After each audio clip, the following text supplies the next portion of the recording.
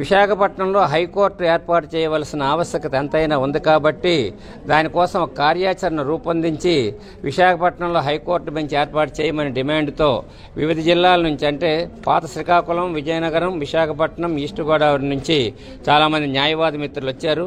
మా మీటింగ్ కూడా జరుగుతూ ఉంది. దానికోసం ఏంటంటే ఇక్కడ అనేకమైనటువంటి మౌలిక వస్తువులు ఉన్నాయి. అంతేకాకుండా ఈ విశాఖపట్నం అనేది చాలా ముఖ్యమైనటువంటి నగరం.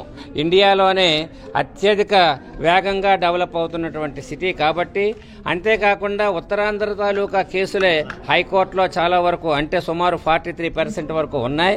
అంతేకాకుండా ఇచ్చాపురం నుంచి అటు విజయవాడ వెళ్లాలంటే సుమారు 700-750 కిలోమీటర్లు జర్నీ చేసి అనేకమైన ఇబ్బందులు, వ్యయ ప్రయాసాలకి బాధపడవలసిన అవసరం ఉంది, పరిస్థితి ఉంది. కాబట్టి ఎట్టి పరిస్థితుల్లోని విశాఖపట్నంలో అనేకమైనటువంటి కంపెనీలు, కార్పొరేట్ బాడీస్, అలాగే ఇతరత్ర మౌలిక వస్తువులన్నీ ఉన్నాయి.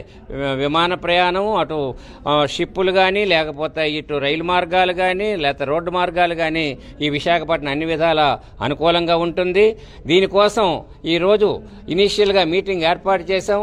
ఇందులో ప్రజలందరినీ కూడా భాగస్వాములుగా చేసి, ప్రజాప్రతినిధులందరినీ కూడా అఖిలపక్ష మీటింగ్ కూడా ఏర్పాటు చేసి, ఏదైనా విశాఖపట్నంలో హైకోర్టు బెంచ్ ఏర్పాటు అయ్యేటంత వరకు కూడా మేము మా తాలూకా కృషి కష్టపడి ఏ విధంగానైనా విశాఖపట్నంలో హైకోర్టు బెంచ్ సాధించాలని ఉత్తరాంధ్ర తాలూకా న్యాయవాదులతో పాటు ప్రజలు, ప్రజాప్రతినిధులు అందరం కూడా కలుస్తామని చెప్తున్నాను. అది స్ఫూర్తిగా తీసుకొని మేము ఏది ఏమైనా విశాఖపట్నంలో ఈ సెంట్రల్ అడ్మినిస్ట్రేటివ్ ట్రిబ్యునల్ మరియు విశాఖపట్నంలో హైకోర్టు బెంచ్ ఏర్పాటు చేయాలని మా తాలూకా కోరికను ప్రజలకు, అలాగే ప్రజల తాలూకా కష్ట సుఖాలను కూడా, దానివల్ల ఏమిటి ఉపయోగం, ప్రజలు ఏ విధంగా బాగుపడాలి, ఈ ఏరియా ఏ విధంగా డెవలప్ అవ్వాలని అంటే హైకోర్టు బెంచ్ కంపల్సరీగా ఉండాలి. కాబట్టి హైకోర్టు ఇక్కడ ఎస్టాబ్లిష్ అయ్యే వరకు కూడా మేము పోరాటం చేస్తామని చెప్పేసి ఈ పత్రికాముఖంగా మీ పత్రికా ప్రతినిధులందరికీ కూడా తెలియజేస్తూ ఉన్నాం.